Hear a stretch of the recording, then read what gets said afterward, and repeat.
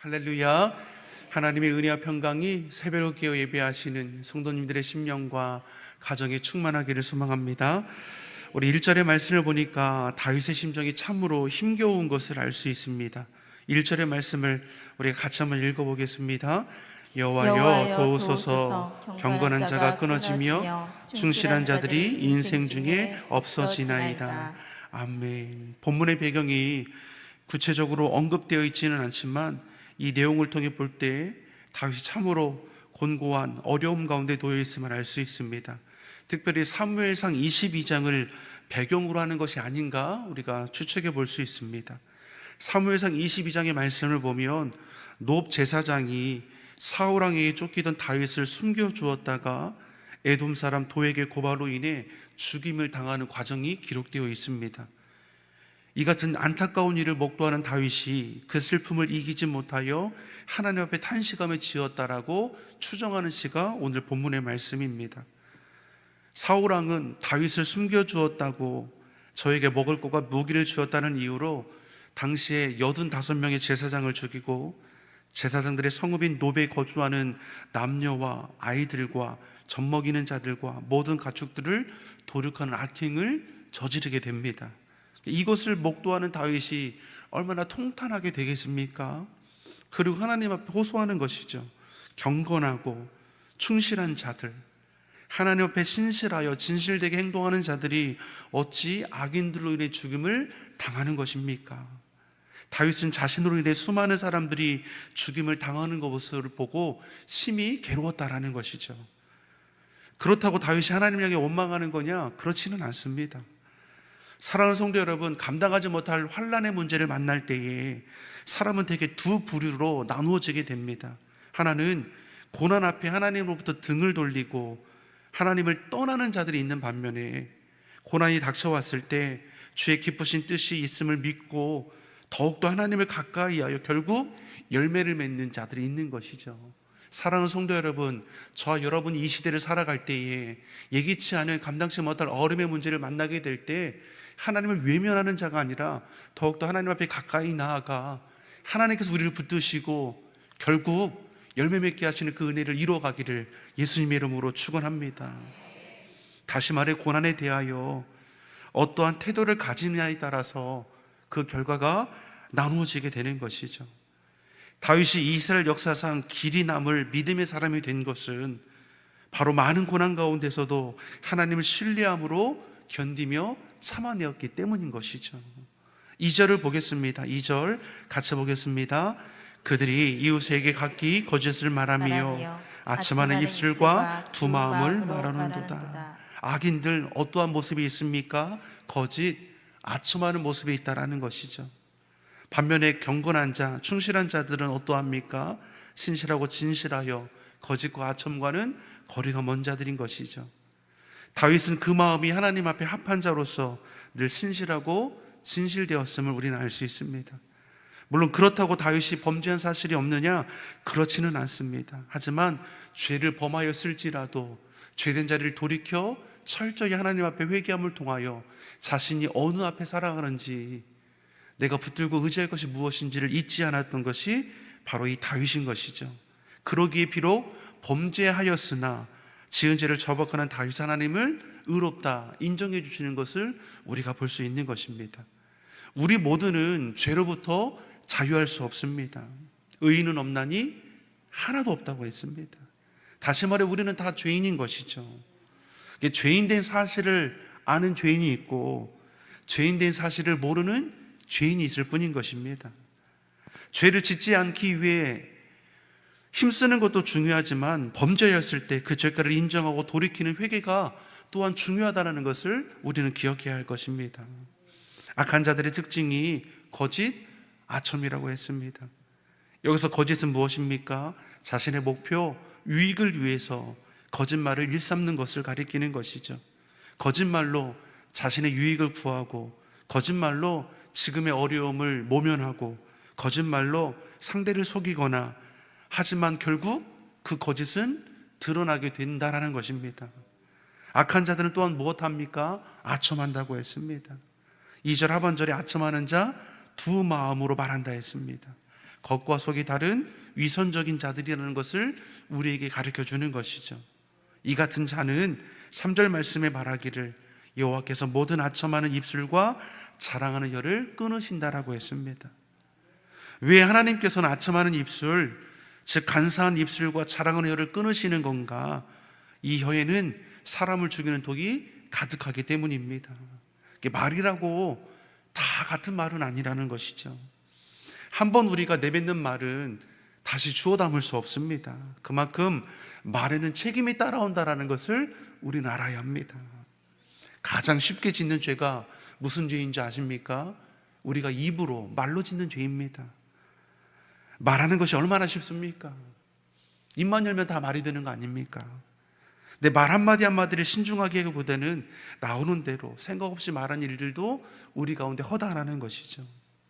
굳이 하지 않아도 되는 말을 통해서 서로 관계에 어려움이 생기기도 하고, 감정이 폭발하며 참지 못해서 물불을 가리지 않는 우리의 말들로 인해서 아픔도 일어나는 거 아니겠습니까? 물론 실수라고 할 수는 있지만 이렇듯 우리가 절제하지 못해서 이루어지는 이 말의 실수, 입의 죄가 있다라는 것이죠. 그래서 가장 많이 범하는 죄가 말로 짓는 죄이고, 가장 쉽게 짓는 죄도 이 말로 짓는 죄입니다. 다시 말해, 왜 이 입술로 우리가 죄를 짓게 되는 것이냐? 결국 이 말로 짓는 죄는 나를 다스리지 못하는 데서 오는 것이기 때문입니다. 내 욕심을 다스리지 못해서, 내 몸을 다스리지 못해서, 내 마음을 다스리지 못해서 너무나 쉽게 속이는 말을 하고, 무시하고, 비난하고, 헐뜯고, 이간하고, 불평하고, 저주하는 말들이 우리 입에서 나온다라는 것이죠. 다시 말해, 자기를 절제하지 못함으로 내뱉는 수많은 말들로 인해서 사람과의 관계가 깨어지기도 하고, 공동체의 분란과 훼손이 일어나기도 한다는 것입니다. 그래서 아첨하는 입술, 자랑하는 혀를 끊어내신다, 오늘 우리에게 말씀해 주시는 것이죠. 사랑하는 성도 여러분, 말은 결과를 낳습니다. 잠언 18장 21절에 죽고 사는 것이 혀의 권세에 달렸다라고 했습니다. 그렇기 때문에 우리 입술, 우리가 하나님 보시기에 아름답게 쓰여지기를 예수님의 이름으로 축원합니다. 하나님은 우리에게 복이 되라고 주신 것이지 결코 불평하거나 원망하거나 저주하라고 주신 입술은 아니라는 것이죠. 우리의 말이 사랑을 말하고 격려하고 칭찬하고 세워지는 일로 가득하게 세워지기를 예수님의 이름으로 축원합니다. 앞서 다윗은 악한 자들로 괴로움을 당하는 경건하고 충실한 자들을 보면서 하나님 앞에 호소하고 탄원하고 있습니다. 그리고 하나님은 그러한 다윗에게 말씀해 주시는 것이죠. 오늘 본문 5절의 말씀입니다. 5절의 말씀 같이 보겠습니다.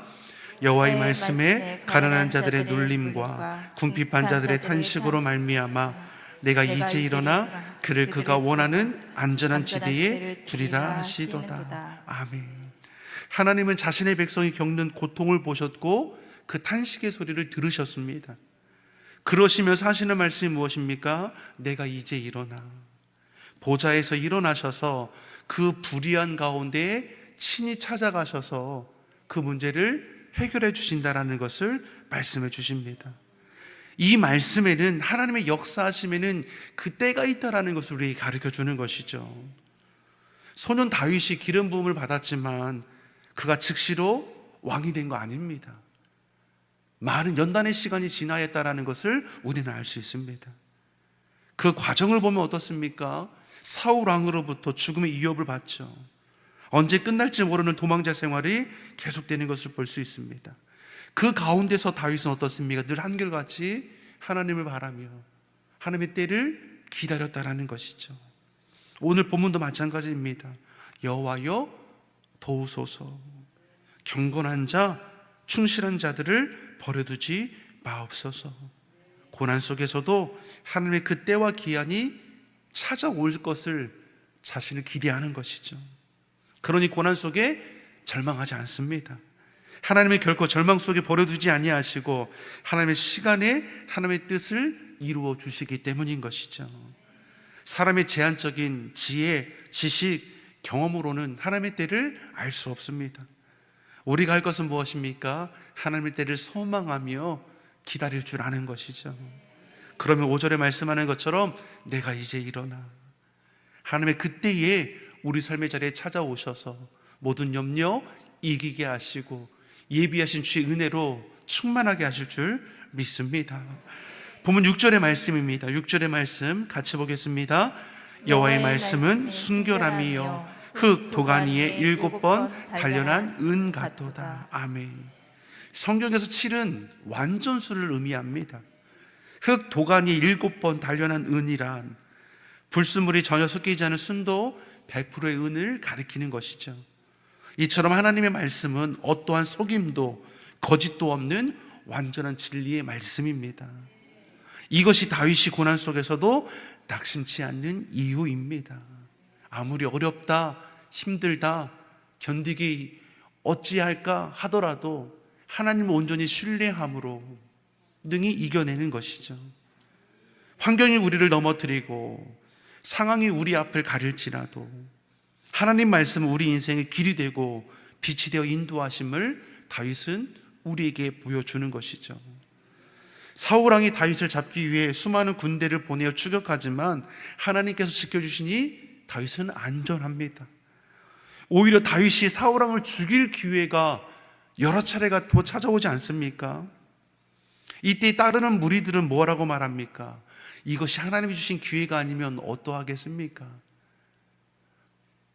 사울왕을 죽이시어 석히 그때를 이루소서. 하지만 다윗은 뭐라고 말하는 겁니까? 하나님께 기름 부은 자를 어찌 해할 수 있겠는가? 자신의 생각, 자신의 계획, 자신의 욕심을 앞세우지 않는 것이죠.